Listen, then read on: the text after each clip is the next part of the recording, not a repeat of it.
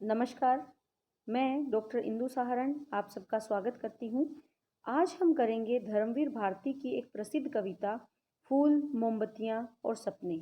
ये एक प्रतीकात्मक कविता है और जैसा कि इसके नाम से ही स्पष्ट है, फूल, मोमबत्तियाँ और सपने। फूल जो मुरझा जाते हैं, समाधियों पर चढ़ाए जाते हैं, मोमबत्तियाँ जो समाधियों पर जलाई जाती हैं और जलते जलते स्वयं समाप्त हो जाती है, सपने जो अक्सर देखे गए सपने टूट जाते हैं। लेकिन इस निराशा में भी आशा को कैसे ढूंढना है या आशा का संचार मानव जीवन में कैसे करना है, वो इस कविता में धर्मवीर भारती जी बताना चाहते हैं। तो आइए इसकी व्याख्या भाग हम प्रारंभ करते हैं। धर्मवीर भारती जी कहते हैं, सबसे पहले आप इसका प्रसंग बताएंगे। जब आपको इसको व्याख्या के लिए लिखेंगे, प्रसंग में वही समकालीन जो हमारी हिंदी कविता की पुस्तक है उससे लिया गया है, ये उससे ली गई कविता का प्रसंग है ये। और इस पद्यांश में बताना चाह रहे हैं कि किस प्रकार मानव जो जीवन है वो निराशा की ओर बढ़ रहा है, लेकिन हमें उस निराशा के में भी आशा की किरण ढूंढनी है, तभी जीवन को सफल बनाया जा सकता है। तो आइए इसकी व्याख्या करते हैं। यह फूल, मोमबत्तियाँ और टूटे सपने। ये जो फूल है, मोमबत्तियाँ हैं और टूटे सपने। देखिए, फूल वैसे तो उत्साह का प्रतीक है, सुगंध चारों ओर फैल जाती है तो हम उत्साहित हो जाते हैं, खुशी का प्रतीक है। लेकिन वही फूल समाधियों पर चढ़ाए जाते हैं शोक व्यक्त करने के लिए, यानी निराशा का भाव आता है। मोमबत्तियाँ वैसे तो प्रकाश फैलाती हैं, लेकिन स्वयं जलकर जीवन में प्रेरित करती है हमें कि स्वयं जलकर दूसरों को रोशनी किस प्रकार देनी है। और ये मोमबत्तियाँ भी शोक में जलाई जाती हैं। आजकल हम देखते हैं कि कैसे मोमबत्ती मार्च किया जाता है और एक शोक सभा की जाती है जिसमें मोमबत्तियाँ जलाई जाती है, यानी ये भी निराशा का प्रतीक है। लेकिन इसके साथ साथ ये संघर्ष का भी प्रतीक है। और टूटे सपने, सपने जो टूट जाते हैं, अर्थात सपने जो भविष्य की कामना के लिए हम देखते हैं, लेकिन जब वो सपने टूट जाते हैं तो जीवन कैसे निराशा से भर जाता है, अंधकार से भर जाता है। ये पागल क्षण, जिन जीवन के जिन क्षणों में हम जी रहे हैं, जो निराशा से भरे हुए हैं, वो क्षण, यह कामकाज, दफ्तर, फाइल, उचाट सा जी, भत्ता, वेतन, ये सब सच है कि ये जो सब चीज़ें हैं, यही वर्तमान समय में मानव जीवन की सच्चाई है। दिन भर का कामकाज, फिर दफ्तर की फाइलों में सारा दिन उलझे रहना और उचाट सा जी, अपना काम पूरा करके भी ना तो खुद संतुष्ट हो पाना, ना ही अपने से उच्च पदाधिकारी को संतुष्ट कर पाना, जिससे कि मन हमेशा खिन्न बना रहता है, उचाट सा रहता है। भत्ता और वेतन, दैनिक जीवन को किस प्रकार चलाना है, किस प्रकार जीना है और उसके लिए हमें हमारे पास आर्थिक साधन क्या है, उसी सब की चिंता वर्तमान मानव के जीवन में रहती है। और ये सब जीवन की सच्चाई है, यानी हमारा जीवन एक मशीन की तरह हो गया है। सारा दिन उसी प्रकार उठना, कामकाज के लिए जाना, दफ्तर के लिए जाना, वहाँ की फाइलों का निपटान करना, लेकिन फिर भी संतुष्टि का भाव ना मिल पाना, केवल भत्ता और वेतन के बारे में ही सारा दिन विचार करना। और यही जीवन की वास्तविकता है, यही वर्तमान जीवन की सच्चाई है। आगे ये क्या कहते हैं, इनमें से रत्ती भर न किसी से कोई कम, कि इनमें से जो ये मुद्दे हैं, इनमें से कोई भी रत्ती भर भी, थोड़ा सा भी, कोई किसी से कम नहीं है।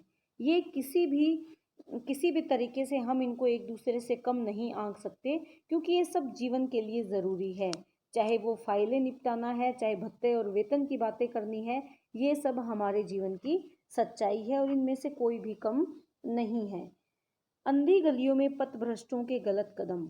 अंधी गलियों में, अंधी गलियां जो जो अनजान गलियां हैं, जिन रास्तों पर हम चल पड़ते हैं लेकिन हम नहीं जानते कि वो गलियां या वो रास्ते हमें कहाँ लेकर जाएंगे।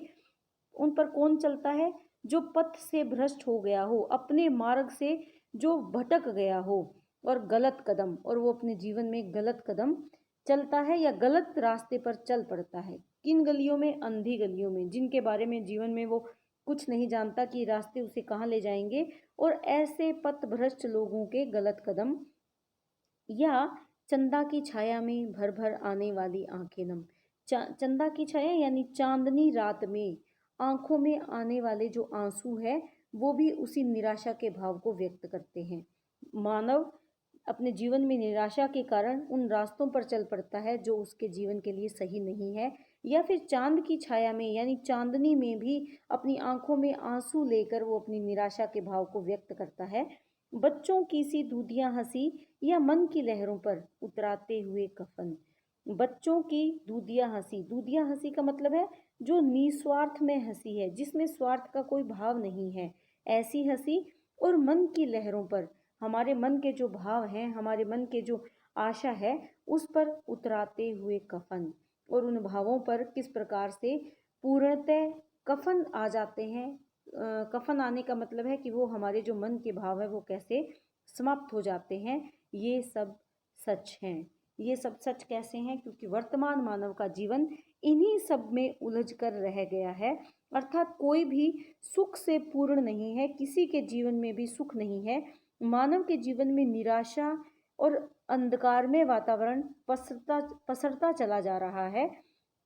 इसीलिए मानव गलत कदम उठाता है, अपने जीवन में पथभ्रष्ट हो जाता है। उसकी आंखों में नमी उसकी जीवन में आने वाली निराशा का प्रतीक है। मन की लहरों पर कफन आ जाता है, यानी मन के जो भाव हैं वो भाव दब जाते हैं, मर जाते हैं, समाप्त हो जाते हैं। और यही जीवन की वास्तविक सच्चाई है और यही वर्तमान मानव का जीवन है। आगे वो क्या कहते हैं? जीवन है कुछ इतना विराट।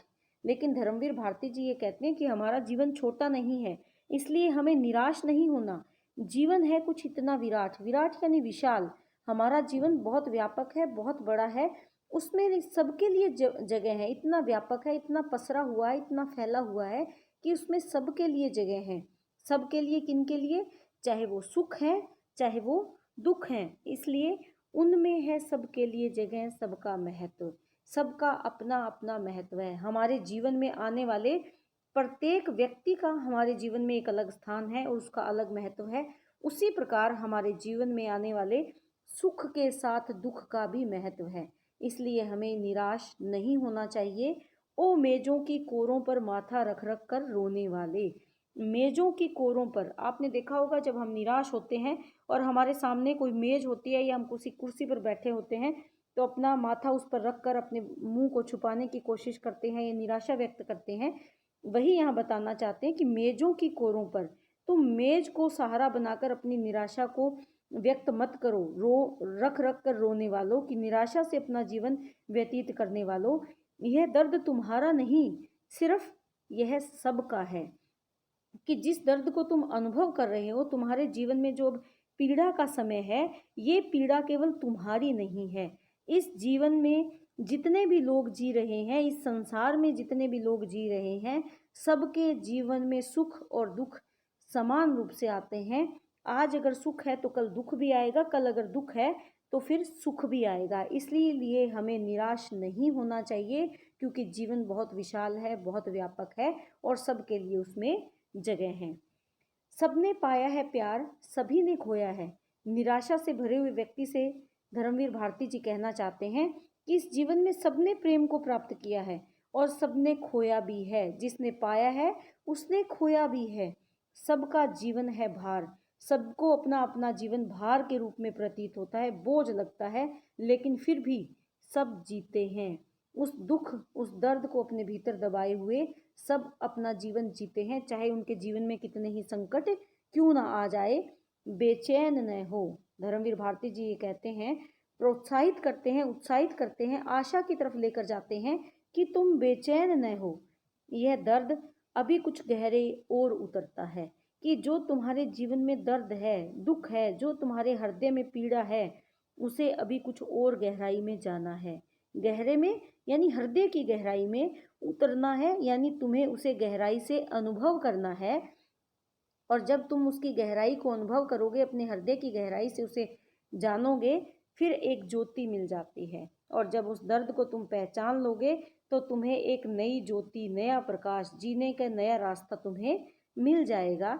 उस ज्योति के मंजुल प्रकाश में, मंजुल यानी सुंदर प्रकाश में, सबके अर्थ नए खुलने लगते हैं। तुम्हारे जीवन में जो भी संकट आए हैं, जो भी दुख आए हैं, उनके नए आयाम तुम ढूंढने लगोगे, उनके नए अर्थ तुम ढूंढने लगोगे और ये सभी तार बन जाते हैं। और ये पीड़ा तुम्हारे जीवन के तार बन जाएगी, तुम्हारे जीवन रूपी वाद्य यंत्र के तार बन जाएगी। तार वीणा में, वीणा का महत्व कब है? वीणा जो बजाई जाती है उसका महत्व तभी है जब उसमें तार बंधे हो, और उन तारों को जब हिलाया जाता है तो एक नया स्वर उत्पन्न होता है। उसी प्रकार मानव का जीवन भी एक वीणा के समान है, और उसमें जब दुख रूपी तार बंध जाते हैं तो वो तार तुम्हें जीने का नया आयाम देते हैं, नई दिशा प्रदान करते हैं। इसीलिए धर्मवीर भारती जी ये कहते हैं कि तुम उस नई ज्योति को पहचानो और निराशा के भाव को त्याग दो। कोई अनजान उंगलियां इन पर तैर तैर, कि कोई तुम्हारे जीवन में कोई ऐसा अनजान व्यक्ति होगा जो तुम्हारा अपना बन जाएगा, और उस अनजान व्यक्ति की उंगलियां तुम्हें सहारा देगी और तुम्हारे जीवन रूपी वीणा के दुख रूपी तारों पर तैरेंगी, यानी उन दुखों को सहलाएंगी, उस दुख को कम करने का प्रयास करेंगी। सब में संगीत जगा देती अपने अपने, और वो अनजान व्यक्ति की, अनजान जो तुम्हारा सहारा होगा, तुम्हारा प्रिय जो होगा, वो एक नया संगीत जगा देगा, एक नई राग उसमें उत्पन्न कर देगा। गुंथ जाते हैं ये सभी एक मीठी लय में, गुंथ जाते हैं, जुड़ जाते हैं सभी जो तुम्हारे जीवन के दर्द हैं, वो सब एक मीठी तान में बदल जाएंगे, मीठी लय में बदल जाएंगे।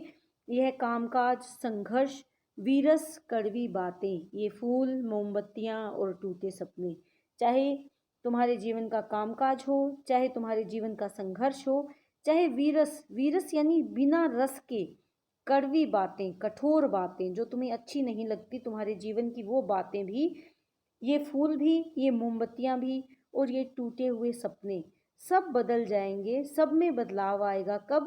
जब कोई अनजान तुम्हारा सहारा बनेगा, तुम्हें प्रेम देगा, तुम्हें आगे बढ़ने के लिए प्रेरित करेगा। यह दर्द विराट जिंदगी में होगा परिणित। धर्मवीर भारती जी कहते हैं कि जो तुम्हारे जीवन में दर्द है, दुख है, ये इस विशाल जिंदगी में, विराट यानी विशाल, जीवन में परिणित हो जाएगा, परिवर्तित हो जाएगा, बदल जाएगा। तुम्हारे हृदय में जीवन की एक नई आशा आएगी, और तुम्हारा यही दर्द तुम्हारे जीवन में बदल जाएगा। है तुम्हें निराशा, फिर तुम पाओगे ताकत, कि अब तो तुम निराशा में अपना जीवन जी रहे हो, तुमने आशा का त्याग कर दिया है, तुम्हें लगता है कि जीवन में चारों ओर अंधकार फैला है, लेकिन जब कोई अनजान आकर तुम्हें सहारा देगा तो तुम्हें ताकत प्राप्त होगी, तुम्हें जीने की नई इच्छा प्राप्त होगी। उन उंगलियों के आगे कर दो माथा नत, कि जो उंगलियां तुम्हारा सहारा बनना चाहती है, तुम उनको अनदेखा मत करो, और अपने आप को माथा नत, नत यानी नतमस्तक, माथा यानी अपने सिर को नतमस्तक कर दो उन उंगलियों के आगे।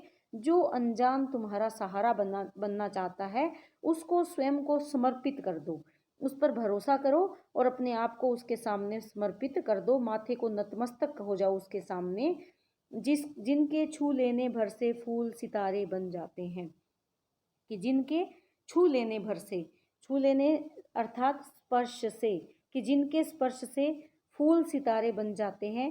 क्या? मन के छाले, यानी मन का जो दुख है, मन का जो दर्द है, मन की जो पीड़ा है या घाव है, वो फूल सितारों के समान सुंदर बन जाएंगे, अर्थात जो तुम्हारे जीवन की पीड़ा है वो बदल जाएगी।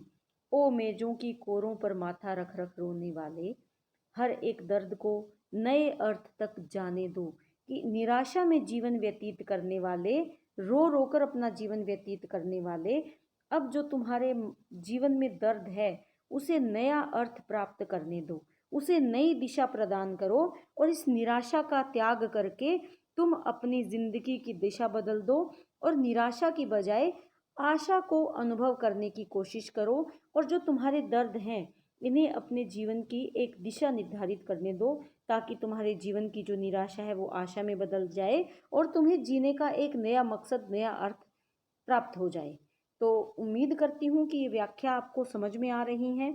अब इसकी अगर हम विशेष के बारे में जानें तो यहाँ पर जो भाषा है वो खड़ी बोली सरल हिंदी का प्रयोग किया गया है। तत्सम तद्भव शब्दावली का भी इसमें इस्तेमाल हुआ है। हम देखते हैं कि संपूर्ण कविता में प्रसाद गुण है, सर्वत्र प्रसाद गुण का इस्तेमाल किया गया है।